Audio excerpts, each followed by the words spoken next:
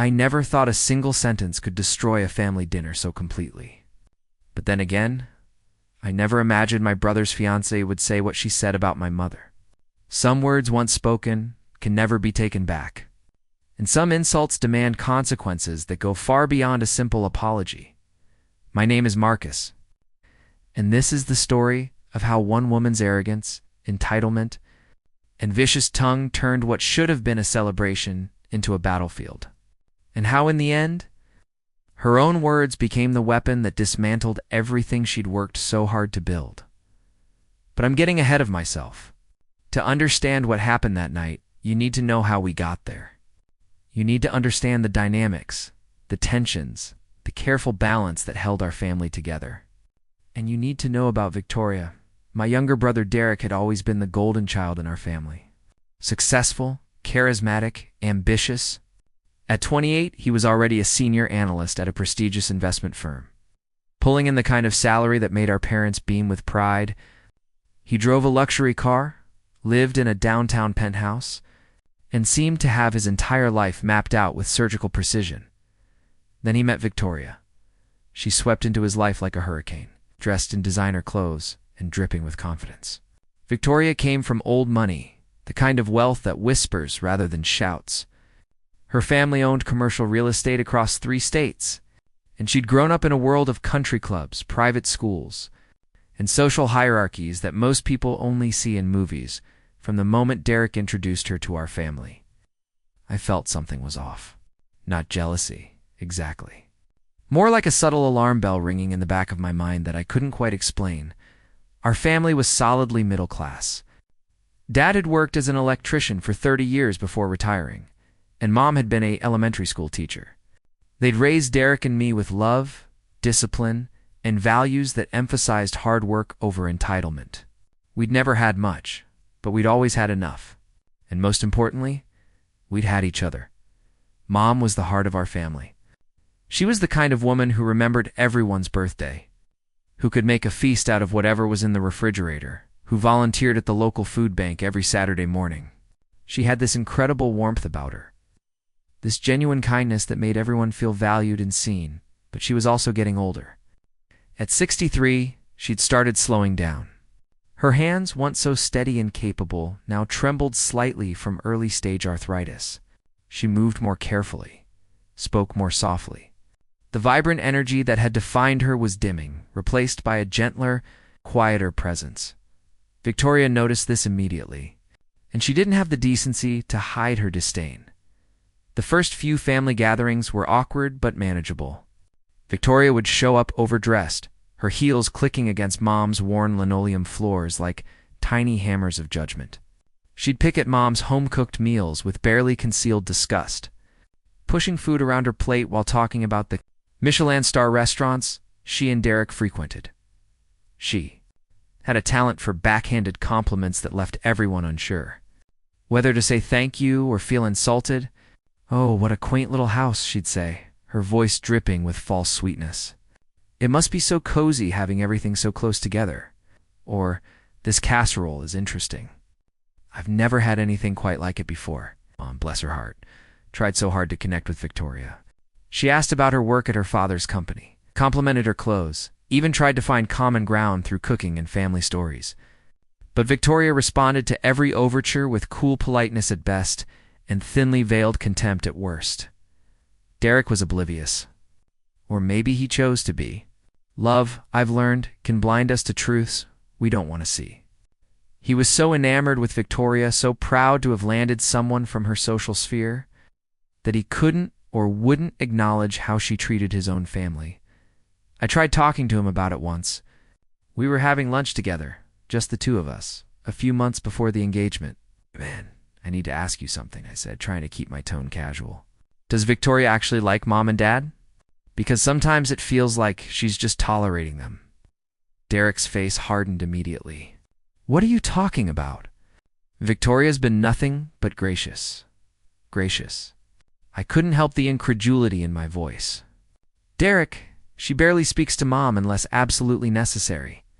And when she does, it's like she's talking to a servant, not her future mother-in-law." "You're being ridiculous," Derek snapped. Victoria comes from a different background. She's just more reserved, more formal. Not everyone is as casual as our family. There's a difference between formal and condescending. You know what, Marcus? I think you're jealous. You're 31, still working your regular job, living in your regular apartment. Maybe seeing me with someone successful bothers you more than you want to admit. It stung. And it was completely unfair. I was a civil engineer, made decent money, owned my home. I wasn't struggling. I just wasn't wealthy. But Derek's words revealed something troubling. He'd started measuring worth by bank accounts and social status. Victoria's influence was changing him in ways that made my stomach turn. I dropped the subject, but I didn't stop watching. And what I saw over the following months only confirmed my concerns. Victoria had a particular way of excluding Mom from conversations. When family discussions turned to wedding planning, she'd talk exclusively to Derek, as if Mom wasn't even in the room. When Mom offered to help with preparations, Victoria would smile that cold, plastic smile and say, "Oh, that's so sweet, but my mother and I have everything under control. We wouldn't want to burden you." The word burden hung in the air like poison. Dad noticed it too, though he said less. I'd catch him watching Victoria sometimes, his jaw tight, his eyes measuring. He was a man of few words, my father, but when he spoke, people listened. I could tell he was holding back, biting his tongue for Derek's sake. Then came the engagement party. Victoria's family hosted it at their country club. A sprawling estate with manicured lawns and a ballroom that probably cost more to rent for an evening than my car was worth. The invitation alone made it clear what kind of event this would be. Formal attire required. Valet parking, champagne reception. Mom stressed for weeks about what to wear. She didn't own anything truly formal anymore, and buying something new felt extravagant. Finally, she settled on a simple navy dress that she'd worn to a wedding years ago. It was clean, modest, appropriate. But standing in that ballroom surrounded by women dripping in diamonds and designer labels, she looked exactly like what she was, a retired school teacher, trying her best to fit into a world that had no interest in welcoming her.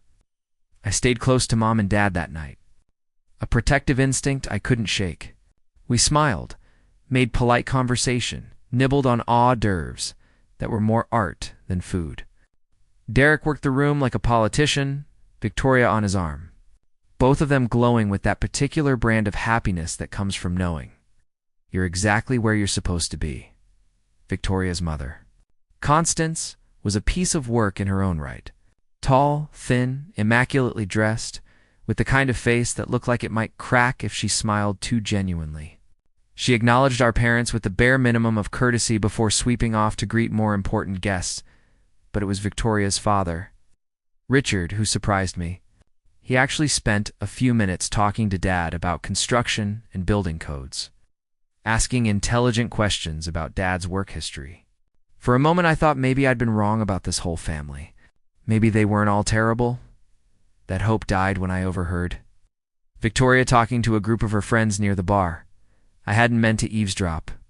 I was just getting Mom a glass of water when I heard Derek's name mentioned. I paused, hidden partially by a decorative column. "The family's a bit rough around the edges," Victoria was saying, her voice carrying that particular tone of amused condescension. Very blue-collar. Sweet people, in their own way, but completely out of their element in settings like this. How does Derek handle it? The cultural difference must be shocking. Oh, Derek's wonderful about it. He's worked so hard to elevate himself above his upbringing. That's one of the things I admire most about him. He recognizes that his family's limitations don't have to be his own limitations. She called my parents' lives, their honest work, their values, limitations. I wanted to confront her right there. Every fiber of my being screamed to step out from behind that column and tell her exactly what I thought of her casual cruelty. But something stopped me. Maybe it was the setting. Maybe it was knowing Derek would never forgive me. Or maybe even then, I knew that patience would serve me better than impulse. I said nothing to Derek that night. What would be the point? He was too far gone, too invested in this new life he was building. But I told Dad about it on the drive home. His hands tightened on the steering wheel, knuckles going white. Mom, in the passenger seat, was quiet for a long moment. "She's just young," Mom finally said, though her voice wavered. "She doesn't understand yet that a person's worth isn't measured by their bank account or their zip code." "She's 27, not 17, I said, unable to keep the anger from my voice. "And Derek should be defending you, not letting her talk about his family like we're some kind of embarrassment." "Your brother loves her," Dad said quietly. "Sometimes love makes us blind to things we should see. Then maybe someone needs to help him see." "No." Mom's voice was firm now. "We don't interfere. Derek makes his own choices. We raised him to know right from wrong. If he's forgotten that, no amount of us pointing it out will fix it. He has to remember on his own." But I could hear the hurt beneath her words. The confusion of a mother who'd given everything to her child, only to watch him drift away into a world that had no room for her. The months leading up to the wedding were a masterclass in exclusion. Victoria and her mother planned everything with meticulous detail, occasionally consulting Derek, never asking Mom for input. The venue was booked at an exclusive estate 2 hours away. The guest list topped 300 people, maybe 20 of whom were from our side. Mom tried to stay positive. She talked about Derek's happiness, about how beautiful the wedding would be, about gaining a daughter. But I could see the light dimming in her eyes with each casual slight, each forgotten phone call, each decision made without her knowledge. The rehearsal dinner was when things started to truly unravel. It was held at an upscale restaurant in the city, a place with white tablecloths and a wine list thicker than most novels. Both families were there, along with the wedding party. I was Derek's best man, more out of obligation than mutual choice at this point. Our relationship had grown strained over the months, phone calls becoming less frequent, conversations more superficial. Mom and Dad arrived exactly on time, as they always did.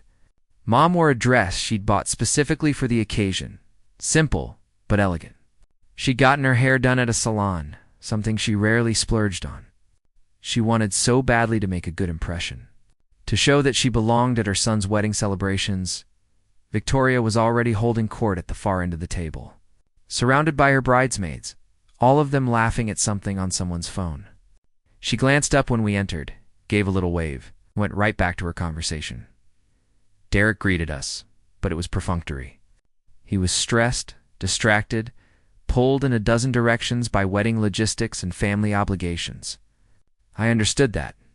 What I didn't understand was why he couldn't spare 5 minutes to make his mother feel welcome. We took our seats, Mom and Dad positioned near the middle of the table.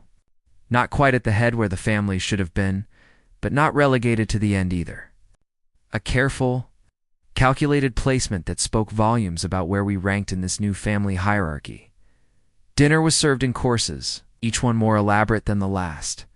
Mom tried everything, made appropriate comments about how delicious it all was. She asked Victoria's mother about the wedding flowers, the cake, the music.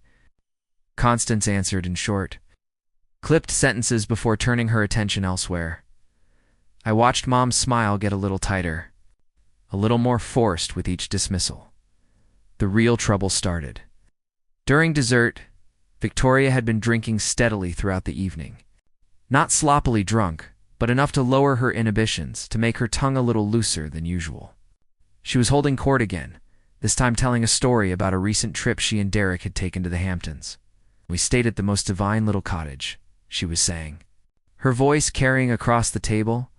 Well, I say cottage, but it was actually a 5-bedroom beachfront property. But you know how it is when you're used to real space. Anything under 10,000 square feet feels absolutely claustrophobic. Polite laughter from her friends. I saw Mom shift uncomfortably. Our childhood home had been maybe 1,800 square feet, and that had been plenty. Victoria's gaze drifted down the table and landed on Mom. Something flickered in her eyes. Maybe it was the wine, maybe it was mean-spirited impulse. But what happened next changed everything. "You know, Catherine," Victoria said, using Mom's first name with an overfamiliarity that felt wrong, "you should really come visit us once Derek and I are settled in our new home. It's a bit of a drive, but I'm sure you'd find it fascinating to see how the other half lives." The table went quiet. Several people shifted uncomfortably. Mom smiled, gracious as always. That sounds lovely, Victoria. I'd love to see what you and Derek have chosen together. Of course. We'll have to schedule it carefully, Victoria continued. And there was an edge to her voice now, a sharpness that made my stomach tighten. The house is quite large, and the cleaning staff only comes twice a week. We wouldn't want you accidentally wandering into areas that haven't been maintained.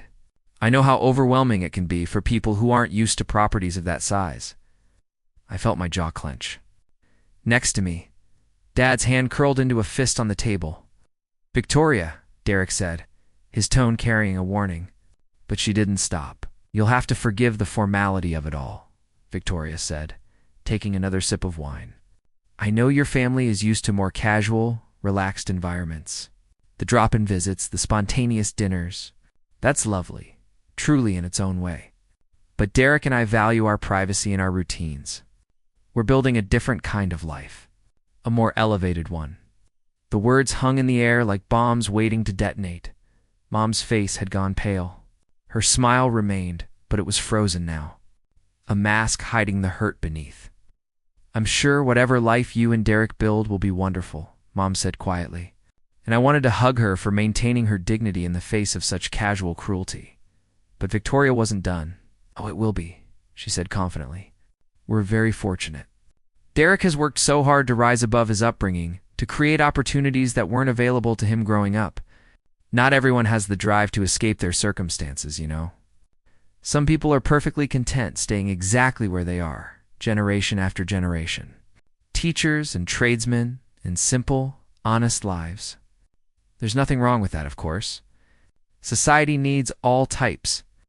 That's when Mom set down her fork very carefully, very precisely. She looked at Victoria with an expression I'd never seen before. Not anger, exactly. Something colder. Something that spoke of disappointment so profound it had calcified into resignation. You're absolutely right, Victoria, Mom said, her voice steady despite the slight tremor I could detect. Society does need all types. It needs teachers who shape young minds and show children that their worth isn't determined by their parents' bank accounts. It needs electricians who keep the lights on and homes safe. It needs people who understand that character and kindness matter more than square footage and cleaning staff. She stood up slowly, gathering her purse. It also needs people like you, I suppose, Mom continued. People who've had every advantage handed to them and somehow still believe they earned it all themselves. People who measure worth in dollars and property lines. People who look at someone's life of service and sacrifice and see nothing but limitations to be escaped from. The table was completely silent now. Every eye was on Mom. Derek, she said, turning to my brother, I love you. I always will. But I won't sit here and be insulted at a dinner celebrating your marriage. When you're ready to remember where you came from and who raised you to be a good man, your father and I will be waiting. But until then, I think it's best if we give you the space to build your new, elevated life. She looked at Dad. Walter, let's go. Dad stood immediately, dropping his napkin on the table. He didn't say a word, just put his arm around Mom's shoulders and guided her toward the exit. I sat frozen for a moment, torn between following my parents and staying for my brother. Derek looked stricken, pale, his eyes darting between Victoria and the door where our parents were leaving. Derek, I said quietly, did you hear what she said to Mom? She didn't mean it like that, Derek stammered. Yes, she did, I said, standing up. She meant every word exactly like it sounded. And you said nothing. Marcus, don't make this worse. Worse? I couldn't keep the disbelief from my voice. How could this possibly be worse? Your fiancé just called our parents simple and said you were trying to escape them like they're some kind of prison. Victoria finally seemed to realize she'd crossed a line. Her face had lost some of its confidence, her eyes darting to Derek for support. I think you're overreacting, she said, but her voice wavered slightly. I was simply making conversation about lifestyle differences. If your mother took offense, that's unfortunate, but I can't control how sensitive people are. That's when something inside me snapped. Not into anger, but into crystal clear purpose. You're right, I said calmly. You can't control other people's feelings, but you can control your own words. And you chose every single one of those words knowing exactly how they would land. So here's what's going to happen.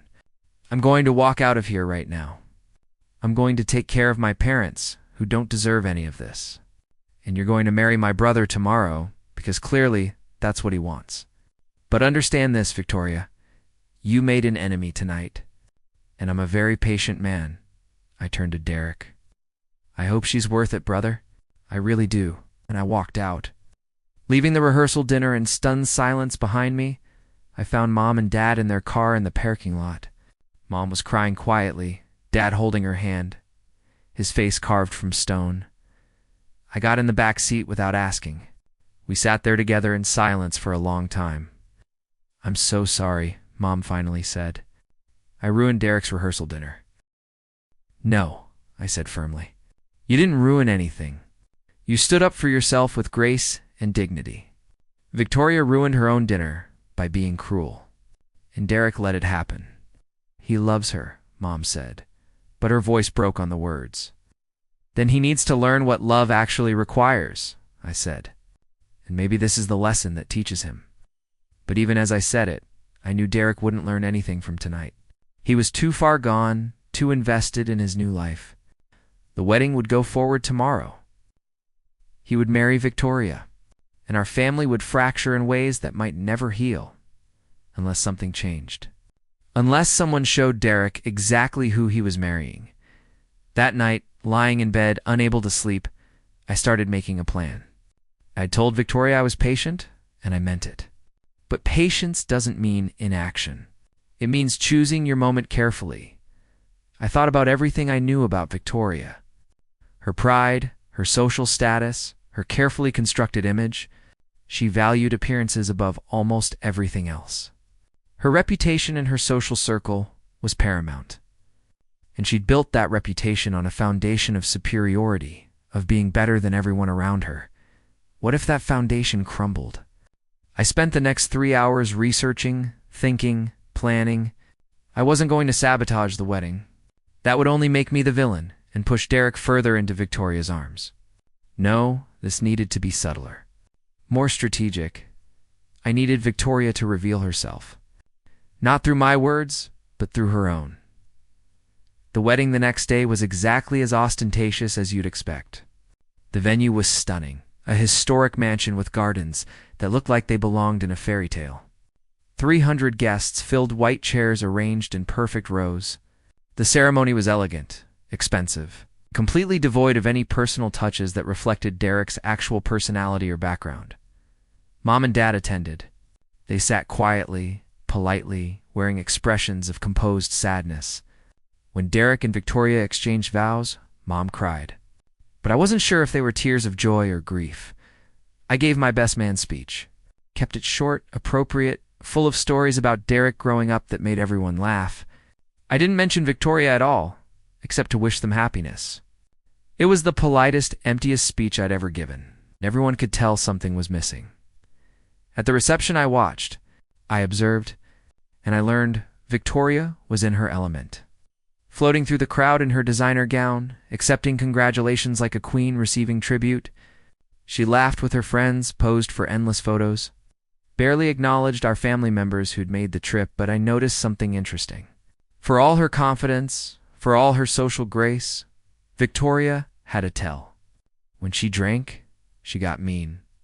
Not loud or sloppy, but her comments got sharper, her true feelings closer to the surface. By the time dinner was served, she'd had several glasses of champagne. She was holding court at the head table. Derek beside her looking happy but tired. That's when her maid of honor, a woman named Sloane, stood up to give her speech. Sloane was everything Victoria aspired to be, old money. Impeccably connected, effortlessly elegant. She gave a beautiful speech full of inside jokes and fond memories. And then, near the end, she made a comment that caught my attention. Victoria has always known what she wanted, Sloane said with a warm smile. Ever since we were girls at Pemberton Academy, she's been driven, focused. She had a checklist, actually. Successful husband, beautiful home, perfect life. She used to joke that she was going to marry her way into the life she deserved. Laughter from the crowd. Victoria smiled, but I saw something flicker in her eyes, a flash of discomfort. And now look at her, Sloane continued. She found her perfect match in Derek. Successful, handsome, and let's be honest, a little malleable. Victoria always did like a project she could mold into exactly what she needed. More laughter, but this time it felt slightly uncomfortable. Derek's smile looked strained. That comment echoed in my mind for the rest of the evening. A project to mold. That's how Victoria saw my brother. Not as a partner, but as a means to an end. And suddenly, I knew exactly what to do. The next few months were quiet. Derek and Victoria went on their honeymoon, came back, settled into their new life. Our family saw them rarely. Holiday dinners became awkward affairs where Mom and Dad were polite and distant. Derek was defensive and uncomfortable. And Victoria was either obliviously cheerful or pointedly condescending, depending on her mood. I stayed cordial. I accepted their invitations. I played the role of supportive brother, even as I watched Victoria continue to exclude, dismiss, and undervalue our parents. But I was also building something. Gathering information, making connections. Through my work as a civil engineer, I developed relationships with contractors, city planners, real estate developers. I knew people who knew people. And I started asking careful questions about Victoria's family business. What I discovered was fascinating. Richard Hartford. Victoria's father was indeed wealthy, but his commercial real estate empire wasn't quite as stable as it appeared. Several of his properties were heavily leveraged. He'd made some risky investments in the past few years, betting on developments that hadn't panned out. The family was still wealthy by any normal standard, but they were nowhere near as financially secure as they wanted people to believe. And Victoria? She'd been given a title at her father's company, but it was largely ceremonial. She had no real responsibilities, no actual business acumen. Her job was to look good at events and marry well. Securing connections that could benefit the family business, Derek was exactly the kind of marriage Victoria needed. He had a solid career, growing wealth, and most importantly, he was malleable enough to be shaped into the image she required. But there was more. Through a friend who worked in finance, I learned that Derek had recently been approached about a partnership opportunity at his firm. It was a big deal, the kind of thing that would set him up for life. But it required a significant financial investment up front. Derek had mentioned this to me once, excitedly talking about how Victoria's father was considering helping with the investment. It was being framed as a generous gesture, a father helping his son-in-law, but I suspected there was more to it. If Richard was struggling financially, he might see Derek's opportunity as a way to secure his own position. Invest in Derek, keep him tied to the family, ensure the Hartford name remained associated with success. I started documenting everything. Conversations, observations, patterns of behavior. I wasn't sure yet what I'd do with it all, but I knew that knowledge was power. And I was very patient. 6 months after the wedding, Mom got sick. It started as fatigue, then shortness of breath. The doctors ran tests, did imaging, and delivered news that stopped our world. Lung cancer, stage 3. She'd never smoked a day in her life. Sometimes biology doesn't care about good behavior. Dad called Derek to tell him. I was there when he made the call, standing in the hospital room while Mom slept fitfully under harsh fluorescent lights. Derek. Son, I need to tell you something, Dad said, his voice steady despite the devastation in his eyes. Your mother's been diagnosed with cancer. I could hear Derek's voice through the phone, sharp with shock and concern. Yes, it's serious, Dad continued. Stage 3 lung cancer. She starts treatment next week. I thought you should know. More talking from Derek's end. No, we don't need anything right now. Just maybe come visit when you can. I know you're busy, but it would mean a lot to your mother. Dad hung up and sat down heavily in the chair beside Mom's bed. He looked older suddenly, the weight of this new reality aging him in real time. It's coming by this weekend, Dad said quietly. Derek did come that Saturday alone. Victoria had a prior commitment, he explained when I asked. A charity luncheon that's been on the calendar for months. She couldn't cancel. Mom was gracious as always. She hugged Derek, told him she was going to fight this, asked about his life and work. She didn't ask about Victoria. She'd learned that topic only brought pain. Derek stayed for 2 hours. We talked about treatment options, prognosis, logistics. He was concerned, engaged, present in a way he hadn't been in a long time. For a moment I saw my brother again. The real one, before Victoria reshaped him. "I'll help with whatever you need," Derek said as he was leaving.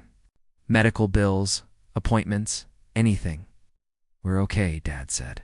"Your mother's insurance is good, and I have savings. Still, I want to help. You're my family." I walked Derek out to his car. We stood in the driveway of our parents' house, the same driveway where we'd played basketball as kids, where Dad had taught us to change a tire. "Derek," I said carefully, "I know things have been strained between us, between all of us, but Mom's really sick. She needs support, not just financially, but emotionally. She needs her son." "I know," Derek said, and he looked genuinely pained.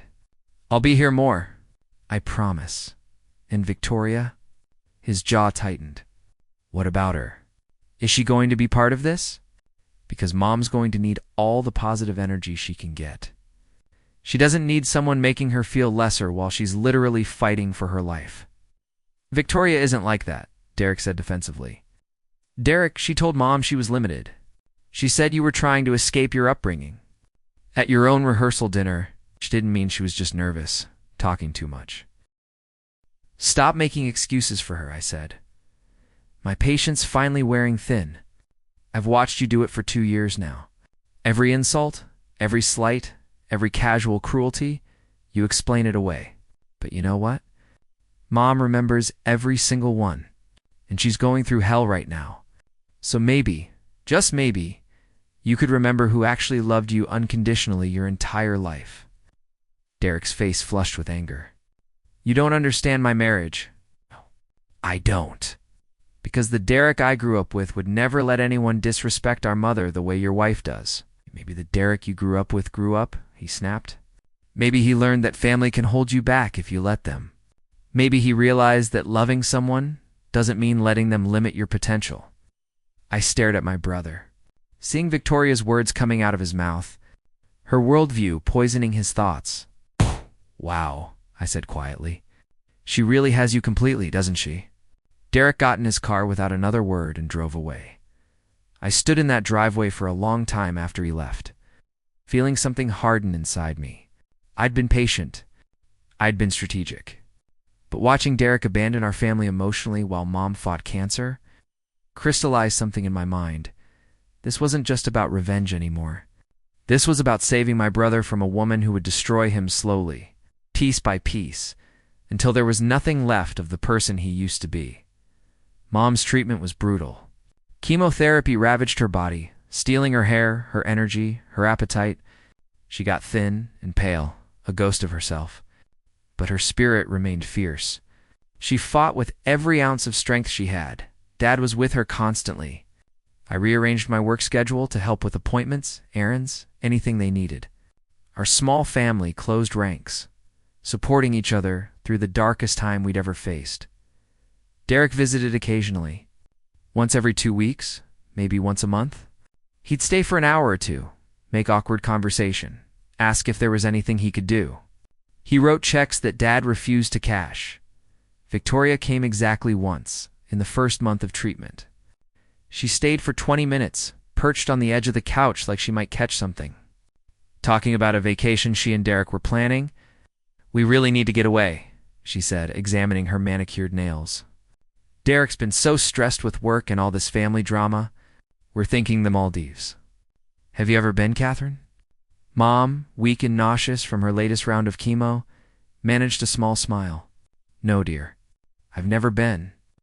"Oh, you'd hate it anyway," Victoria said breezily. "It's very exclusive, very particular. Not everyone's seen." I wanted to throw her out physically. Dad's face was stone. But Mom just kept smiling that sad, tired smile. Victoria never came back after that. But Derek's absence was worse in its own way, because it wasn't complete. He was present enough to pretend he cared, but not enough to actually be there when it mattered. It was worse than if he'd just stayed away entirely. That's when I decided it. It's time to act. I'd spent months gathering information, being patient, waiting for the right moment. But watching Mom suffer while Derek chose Victoria and her toxic worldview over his own family pushed me past patience into action.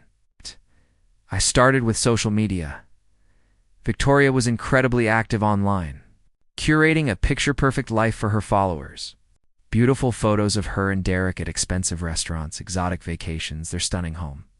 She had thousands of followers, mostly people from her social circle, but also randoms who'd found her through hashtags and lifestyle content. I created a fake account. Nothing traceable to me.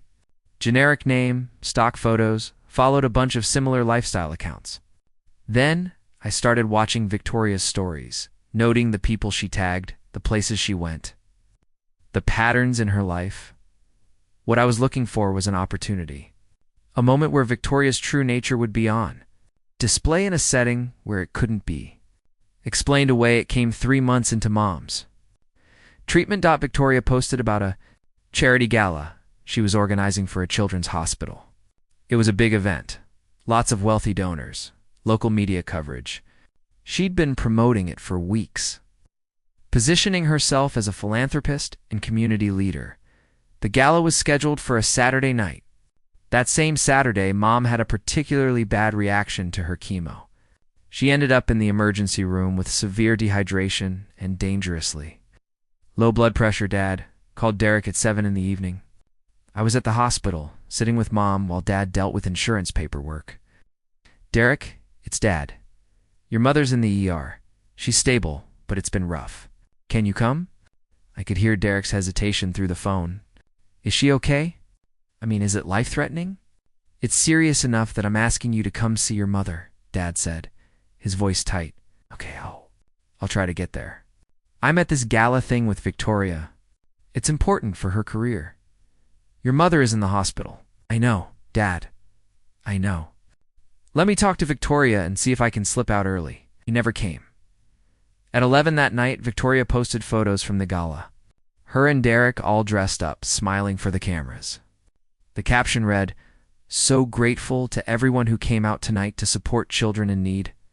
My amazing husband Derek and I are overwhelmed by your generosity. Sometimes you have to prioritize what really matters. Hashtag charity, hashtag philanthropy, hashtag grateful. Sometimes you have to prioritize what really matters." I screenshot everything. The next morning, Derek called. Mom was home by then, resting. Dad didn't pick up. When Derek called me, I let it go to voicemail. His message was rambling, defensive. "Hey Marcus, I'm sorry I couldn't make it last night. The gala was really important for Victoria's reputation. Mom was stable according to the doctors I called to check on her. I knew you and Dad had it handled. I'll come by this week to visit. Tell Mom I love her." I saved that voicemail. Over the next few weeks, I built a timeline. Every instance where Derek chose Victoria over family, every event he missed, every excuse he made. The pattern was damning, but I needed more than just evidence of Derek's failings. I needed proof of Victoria's true character, something that couldn't be explained away or reframed. That opportunity came from an unexpected source. Sloane. Victoria's maid of honor. I'd done some digging into Victoria's friend group, trying to understand the dynamics. What I found was interesting. Sloane and Victoria had been friends since childhood, but their relationship seemed competitive. They were always subtly trying to one-up each other in social media posts, fashion choices, life events, and recently, Sloane had gotten engaged to a tech entrepreneur whose startup had just gone public. Suddenly, Sloane had more money, more status, more attention than Victoria. I could see it eating at Victoria through her posts. Her comments on Sloane's engagement photos were just a little too gushing, a little too performative. So I made a gamble. Using my fake account, I sent Sloane a message. "Hi. I'm a friend of a friend from Pemberton Academy. I heard you're getting married. Congratulations. I'm planning my own wedding, and I'd love to ask you some questions about your experience. Would you be open to chatting?" Sloane responded within hours. People love talking about themselves, especially to strangers who offer uncomplicated admiration. We chatted back and forth over several days. I asked about her wedding plans, vendors, ideas, and then, casually, I mentioned Victoria. I saw Victoria Hartford at a charity event recently. She seemed so put together. You guys are friends, right? Sloane's response was telling. Oh yes, Victoria and I go way back. She's very focused on appearances. Always has been. I pushed a little more. She seems really devoted to charity work. Victoria's devoted to Victoria, Sloane wrote. Don't get me wrong, I love her. But that charity gala was more about her image than helping kids. She spent more on her dress for the event than she donated to the cause. This was exactly what I needed. I carefully steered the conversation. Got Sloane talking about Victoria's character, her priorities, her treatment of people she considered beneath her. Sloane, probably fueled by competitive resentment and too much wine, opened up. She told me stories about Victoria mocking service workers, trash-talking other women in their social circle, obsessing over status symbols. She even mentioned Victoria's comments about Derek. She literally told me she married him because he was trainable, Sloane wrote. Like he was a puppy, not a person. Said his family was embarrassing, but his career prospects were good enough to overlook it. Screenshot everything, but I still needed the perfect moment. Evidence was good, but catching Victoria in the act of her cruelty was better. That moment came at Mom's birthday dinner. Despite everything, despite being weak from treatment and emotionally exhausted, Mom wanted a family dinner for her 64th birthday. Just something small, she said. Just her boys and their families. Dad called Derek to invite him. To our surprise, Derek said yes. He'd been feeling guilty about the hospital incident, had been visiting more regularly. Maybe he was trying to make amends. Can I bring Victoria? Derek asked. Dad hesitated. I was there when he made the call, and I could see the internal struggle. He wanted to say no. Every instinct screamed to protect Mom from another evening of Victoria's condescension. But Derek was his son, and he was trying. If she promises to be respectful and kind to your mother, then yes, Dad said. Derek assured him it would be fine. The dinner was planned for Sunday evening. Mom spent Saturday preparing, despite Dad and me insisting she rest. She made Derek's favorite dishes, the comfort foods from his childhood. Pot roast, garlic mashed potatoes, green beans with almonds, a chocolate cake from scratch. She was so hopeful. I could see it in her eyes, hear it in her voice. She thought maybe this dinner could be a turning point. Maybe Victoria would see how much effort Mom put in and soften. Maybe Derek would remember what family actually meant. I knew better, but I let her hope I also prepared. I set up my phone on a bookshelf across from the dining table, angled perfectly to capture everyone at dinner. I told my parents I wanted to record the evening so Mom could have the memories. They thought it was sweet. Derek and Victoria arrived at 6. Victoria wore casual designer clothes that probably cost more than Mom's entire wardrobe. She carried a bottle of wine, expensive, but something she knew my parents wouldn't appreciate or recognize the value of. Happy birthday, Catherine, Victoria said, offering the bottle. I brought a lovely Bordeaux, though I'm not sure it pairs with pot roast. The disdain in her voice when she said pot roast was subtle but unmistakable. Thank you, dear, Mom said, accepting the wine. That's very thoughtful. We sat down to dinner. At first, things were pleasant enough. We talked about safe topics, weather, work, Dad's recent golf game.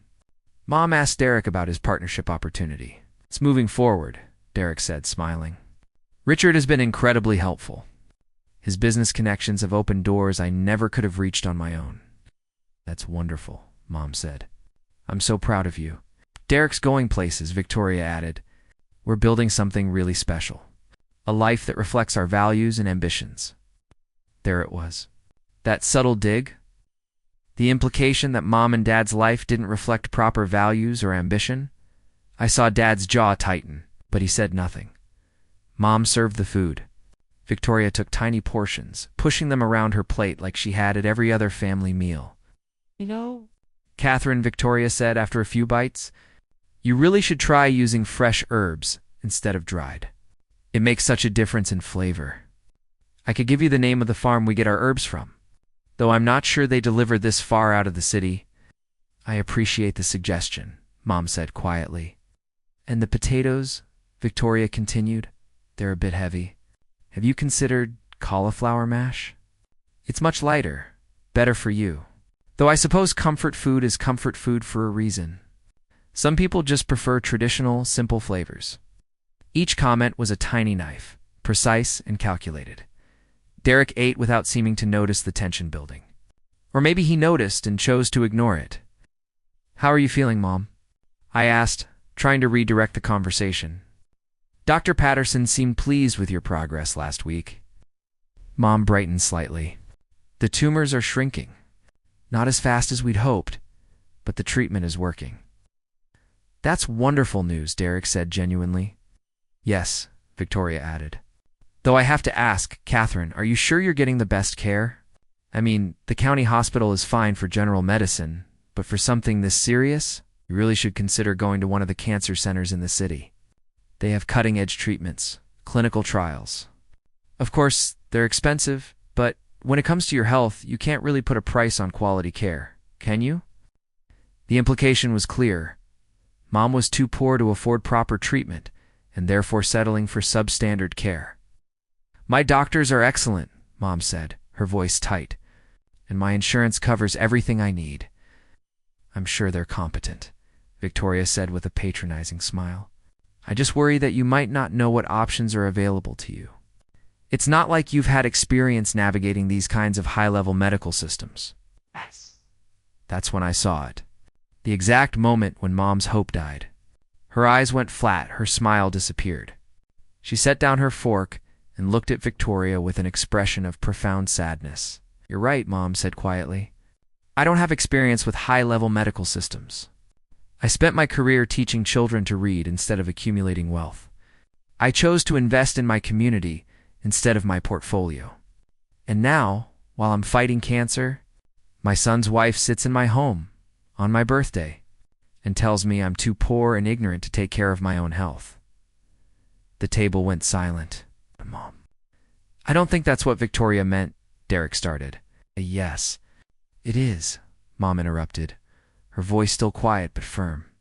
That's exactly what she meant. It's what she's meant every single time she's walked through this door. We're not good enough. We're not sophisticated enough. We're not wealthy enough. We're an embarrassment she has to tolerate because she married you. That's not fair, Victoria said, but her face had gone red. Isn't it? Mom asked. Tell me, Victoria. Tell me honestly. Do you respect me? Do you think my life has value? Do you believe that teaching children and raising good sons and loving my family matters as much as your commercial real estate and country club memberships? Victoria's mouth opened and closed. For once, she had no prepared response. I didn't think so, Mom said. She stood up slowly, her hands shaking slightly. I tried so hard to accept you, to welcome you into this family. I ignored every insult, every condescending comment, every time you made me feel small. I did that because I loved my son, and I wanted him to be happy. She looked at Derek, tears in her eyes. But I'm done, she continued. I'm fighting for my life, and I won't spend whatever time I have left being made to feel worthless in my own home.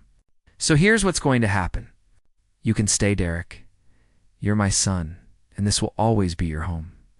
But Victoria, you need to leave. Mom, Derek stood up, looking between his mother and his wife. No, Mom said firmly. This is my home, my birthday, my life, and I'm done being disrespected. Victoria stood up, her face a mask of outrage. I can't believe this. I've been nothing but gracious. You've been condescending and cruel, I said, speaking up for the first time, and every word of it has been recorded. I picked up my phone from the bookshelf, showing the recording clearly running. Victoria's face went pale. You recorded this dinner? I recorded a family birthday celebration, I said calmly. One where you insulted my mother's cooking, her health care, her entire life. All on her birthday. While she's fighting cancer? Derek, are you going to let them do this to me? Victoria demanded. Derek looked torn, anguished. Victoria, you were pretty harsh. I was being helpful. Offering suggestions. You told her she was too poor for proper medical care, Dad said, speaking for the first time. His voice was low, dangerous. On her birthday? In her own home? Victoria grabbed her purse. I don't have to stay here and be attacked. Derek, we're leaving. But Derek didn't move.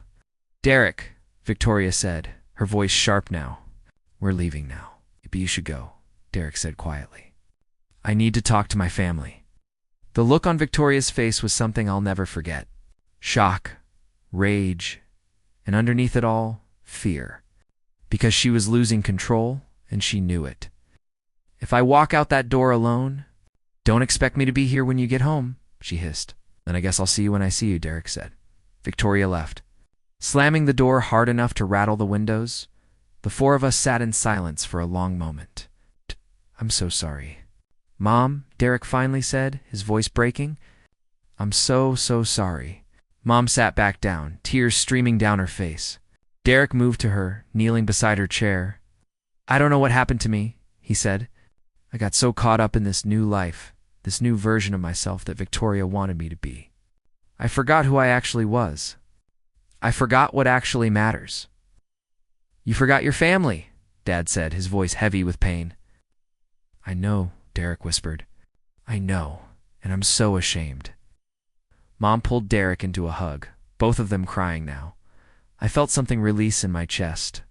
This was what I'd been working toward, but not like this.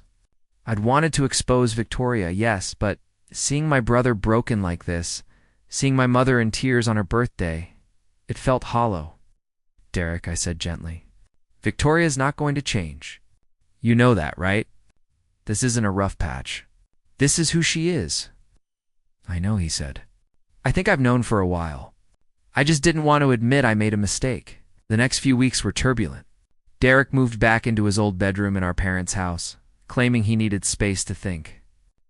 Victoria called constantly, alternating between rage and tears, demanding he come home. But something had shifted in Derek. Maybe it was seeing our mother's pain so clearly. Maybe it was being back in the house where he grew up, surrounded by memories of who he used to be. Whatever the reason, he started to see his marriage clearly for the first time. I showed him the messages from Sloan, the timeline of events I'd documented, the pattern of behavior that proved Victoria had never loved him, just the life he could provide. She called me trainable, Derek said, staring at the screenshots. Like a dog. I'm sorry, I said. I know this is hard. I gave up everything for her, he said. I became someone I don't even recognize. It's not too late to come back, I told him. Derek filed for divorce 2 weeks later. Victoria contested it viciously, demanding alimony, half of everything he owned. Her father's lawyers were sharks, and the process was ugly. But something interesting happened. Remember that partnership opportunity Derek had been pursuing? The one Victoria's father had been helping with? I'd done some more digging into Richard Hartford's business dealings. What I found was shady at best, illegal at worst. He was using Derek's investment as a way to prop up his failing properties, essentially a shell game to hide his debts. I gave Derek everything I'd found. He withdrew from the partnership deal, reported the irregularities to the appropriate authorities, and watched Victoria's father's house of cards start to collapse. The divorce went through 6 months later.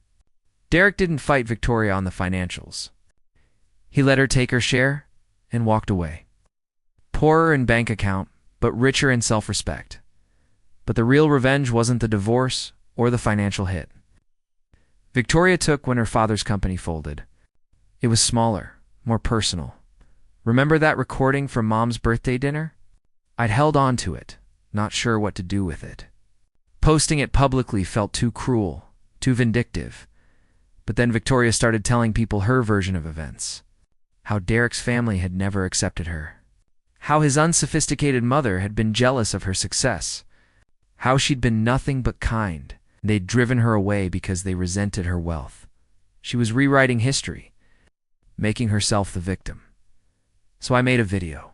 I edited together the worst moments from that dinner recording. Victoria's most cutting comments about Mom, her condescension, her cruelty. I added context with text overlays, explaining that this was a birthday dinner for a woman fighting cancer. I didn't post it to my accounts. Instead, I sent it anonymously to several people in Victoria's social circle, including Sloane.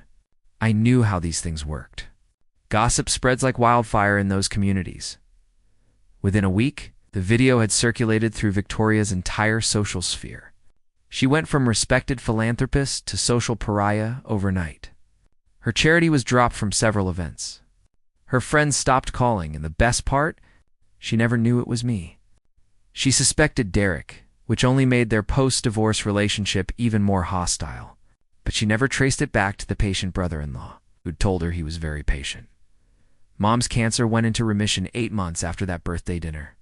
The tumors shrunk, the treatments worked, and slowly, gradually, she started getting stronger. Derek moved into his own place eventually, but he stayed close. He came for Sunday dinners. He helped Dad with household projects. He took Mom to her follow-up appointments. He was rebuilding himself, piece by piece, back into the person he used to be. It wasn't easy. He'd lost years to Victoria's influence, damaged relationships that would take time to heal. But he was trying, genuinely trying. One Sunday evening, after dinner, Derek and I stood on our parents' back porch watching the sunset. "I never thanked you," Derek said quietly. "For what? For not giving up on me? For fighting for our family, even when I wouldn't?" "You're my brother," I said simply. "That's what family does." "Victoria was right about one thing," Derek said. "I was a project, but not the way she meant it. She was trying to mold me into something that fit her life. You were trying to remind me who I actually was." "Who are you?" I asked. Derek smiled. "I'm still figuring that out. But I know I'm Catherine and Walter's son.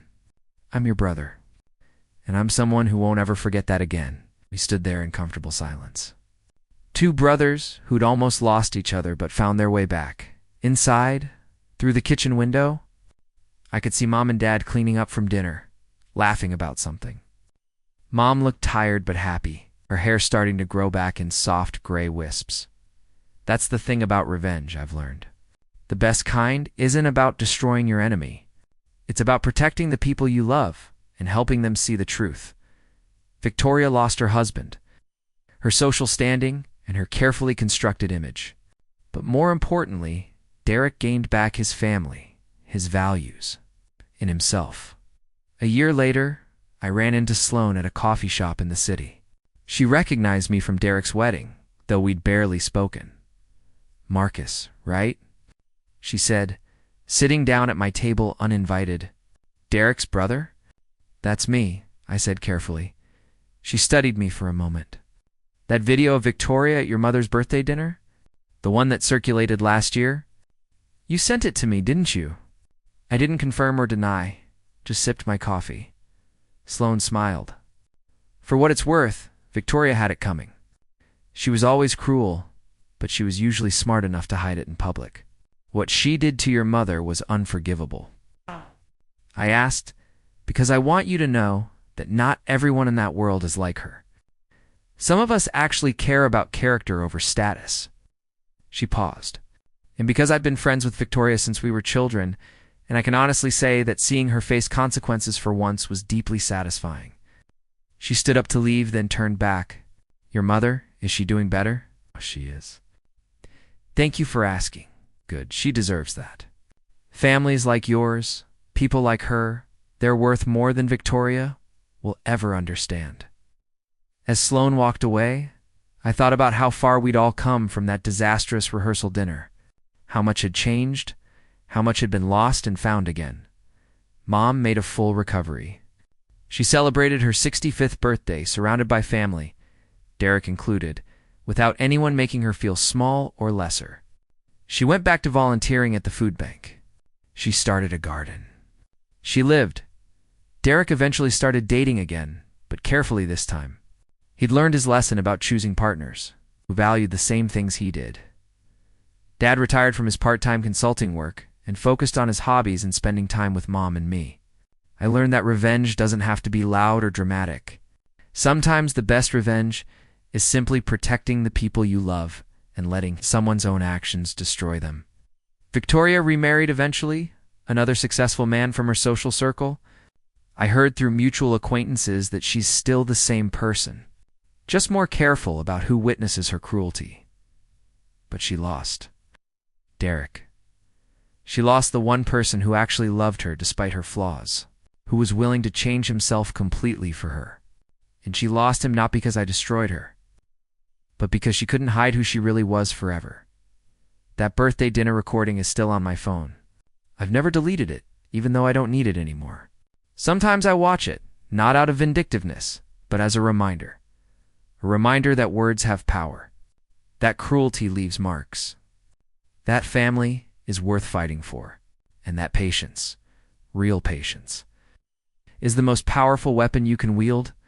Victoria asked what she said about my mom that caused chaos at the family dinner. The truth is, she'd been saying terrible things all along. That dinner was just the moment when we finally stopped pretending we didn't hear them.